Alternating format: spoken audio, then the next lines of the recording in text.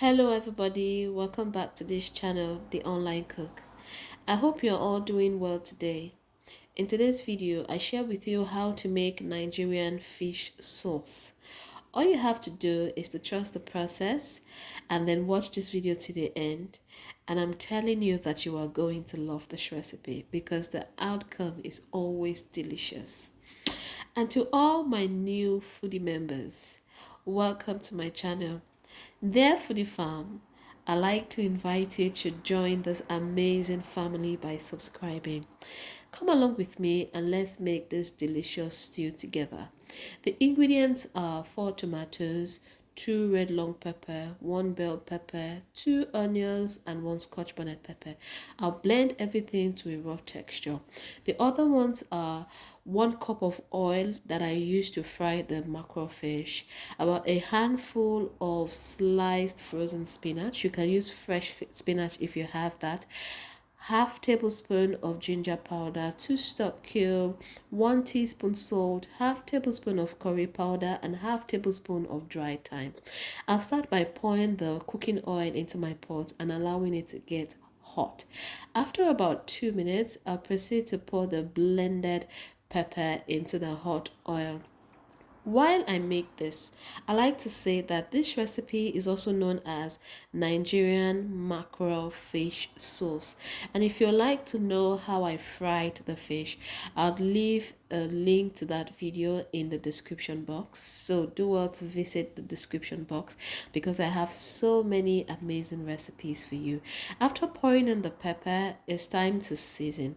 For seasoning, I'd add the dry thyme and many of the other ingredients such as ginger powder.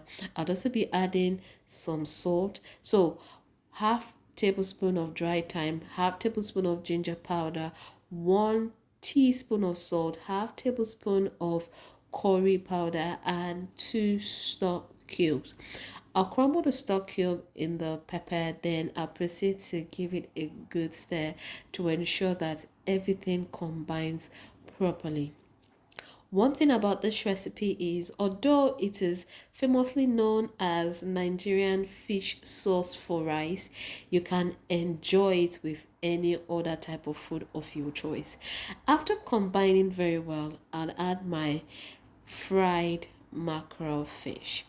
Also, if you like to learn about how to clean mackerel fish before frying it, I also have that video which would be in the description box. I'll put the link in the description box. Back to the cooking. After putting in the fried mackerel fish, I'll stir properly to ensure that the fish sits well in the pepper. Then I'll cover the pot and cook for 15 minutes on medium heat. Here is my sauce after 15 minutes. You would notice one thing, that the oil is visible on top of the sauce. That is one way to know that the sauce is cooking nicely. Also, you would notice a drastic reduction in the size. That's to say that a large portion of the liquid in the sauce has dried up. I'll proceed to put in my sliced spinach. After I do this, I'll give it a good stir. Then I'll turn the heat down to low. This is because at this point the sauce is already properly cooked. And one reason why I allowed the sauce to dry up this much is because spinach would always, make the sauce a little bit more wet than it was before. Or shall I say that there's a way spinach adds more moisture or liquid to the sauce. So in order to have the sauce attain the regular thickness, the sauce must be quite dried from the beginning.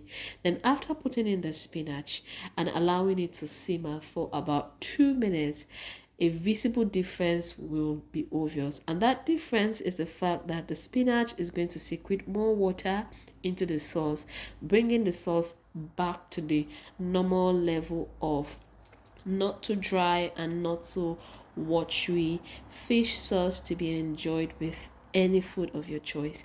I've come to the end of this recipe and I hope you enjoyed it. Till I post my next video, bye.